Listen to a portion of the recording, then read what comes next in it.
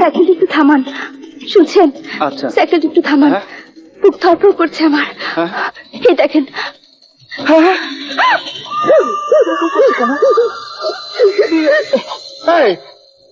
ঠেকুর মারছে কেন? হ্যাঁ, কি কি হলো? আরে এ তো মহাবিপদ, এ তো মৃগী ব্যারাম। স্যান্ডেল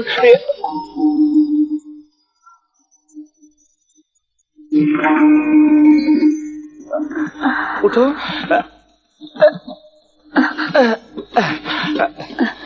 তোমার কি হয়েছে? ইয়ে, আমার ওই মৃগী রোগ আছে।